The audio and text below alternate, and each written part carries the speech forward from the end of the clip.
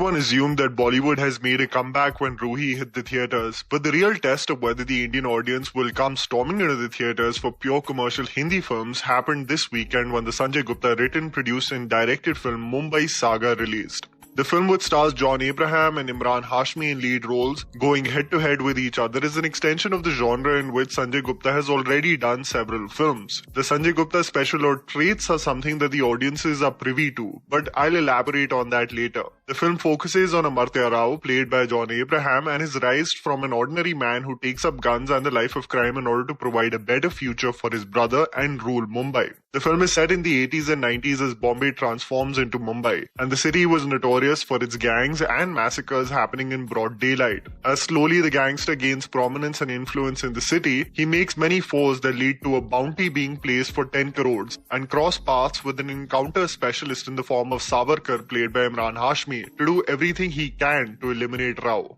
The cat and mouse chase and the politics involved in the grand scheme of things forms the storyline of Mumbai Saga. Here's me telling you the good and bad aspects of the film in no particular order so that you guys can ultimately decide whether to watch it in theaters or not. The standout performers. It's very important to understand that this film is a JohnAbraham show. The film, which is based on true events, follows more or less the journey of Amartya Rao. So much of the heavy lifting has to be done by JohnAbraham. He is an interesting figure that way, who has the ability in moments to surprise me. The sheer physicality of John on the big screen lends to this intimidating presence that is ideal for what commercial mass Hindi cinema requires. John, through this film, channelizes what he successfully did as Manya Surve in Shootout at Wadala. He especially shines in action sequences and moments of rage, even though he has the tendency to shout almost to a screeching level in order to communicate angst. It works for the medium in which the film is showcased. It is in the lighter and emotional moments where the limited range of an actor like John gets exposed. I'm one of those silent observers of a performer like Emraan Hashmi. I still stand by the fact that his best performances in his filmography are the ones in Shanghai and Tigers, but the future lineup of commercial films that he has in store really does make me wonder whether he'll get his deserved respect finally. Irrespective, he gets to show off in the second half of this film, and honestly he does as is required from the script. His cheeky laughter and smug look at the actions of the criminal sells well in theatres. It isn't, however, a performance that will be remembered in the future months or years to come, as there's so little to do. But as I witnessed this film, in almost a packed theatre, the one actor that constantly developed laughter and whistles from the audience was Amol Gupte as the antagonist Gaitonde. Amol Gupte is so effortless with his comic timing and delivery that every scene he featured in represented why people love what is termed as dialogue-bazi in commercial cinema. Trust me, he steals the show whenever he comes on screen. Even Mahesh Manjrekar puts forth a credible and convincing performance as the politician who carefully utilizes his pawns. Similar tropes and aware audience. There was a time in the early 2000s where I considered Sanjay Gupta to be one of the coolest directors in Bollywood. In retrospect, I actually understood that it was the lack of exposure I had to global cinema that actually made me sing his praises. A lot of Sanjay Gupta's filmography, or at least the ideas, are borrowed from some of the most celebrated international films.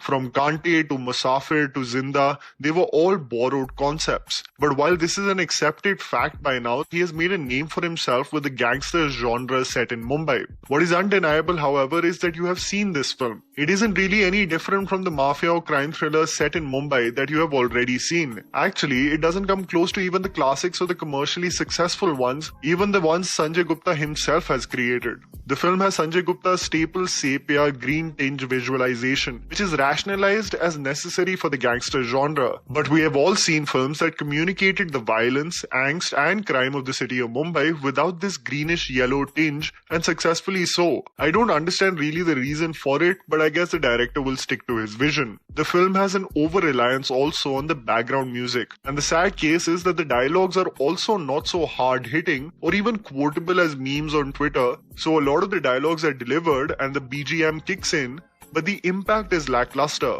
Dialogues like "तूने बेटा नहीं बाप पैदा किया है." A journalist asks, "क्या उसमें आपका हाथ था?" and Manjrekar says, "हाथ नहीं, लात था. Gaan pe laat." Or the funniest, when a father-in-law refuses to sell his ancestral property, the bahu goes, "Chillaiye mat sasurji." There are many unintentionally funny moments in this film. Don't even get me started about the trope of characters finding people while an item song plays in the background. It's become hilarious at this point. The Honey Singh song placement in the movie is so abrupt, it's actually amusing. You know what you signed up for. The important point about this movie and while I write this piece is that I know the movie I am going in for. So while I manage my expectations, I acknowledge that I cannot have the sensibilities of a ship of Theseus while going in to watch a Mar Java, right?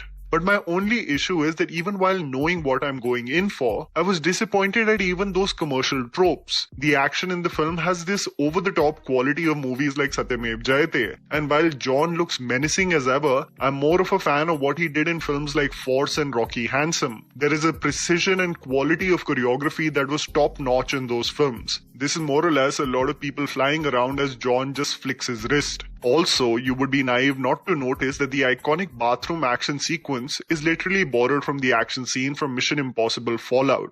What is the theme? Unforgettable appearances. I wondered while watching the film that what is technically the genre of this movie? Is it an out-and-out action film? Well, they're just like 3 full-on action sequences, so it's more of a crime thriller. And what it terribly missed was the 2 primary characters having a go at each other constantly. The sad reality of a film like Mumbai Saga is that it doesn't fully utilize its biggest strengths together enough at all. JohnAbraham and Emraan Hashmi. There is one scene of both of them sharing dialogues with one another, and it isn't enough to generate more animosity between the 2 characters. The reason for the payoff being so beautiful in a crime thriller like Once Upon a Time in Mumbai is because of the time spent with characters like Sultan and Shoaib. The relationship developing into resentment and anger was organic, whereas in Mumbai Saga, it just comes across as a task at hand. Also, I have to say, a lot of the supporting cast is terribly underutilized. I was so happy to see actors like Sunil Shetty and Prateek Babbar, but they have barely anything to do in this film. So while the movie does have an ensemble cast, only the standout performers that I've already mentioned have meaty roles to deal with. The final act of the film could have really explored how the loyalties in such a landscape are constantly oscillating. People in power or who have any influence who have to look over their shoulder constantly. The film in its final act lacks that sense of shock as it only provides the main twist in passing rather than really delivering it with a bang to the audience. While I acknowledge its importance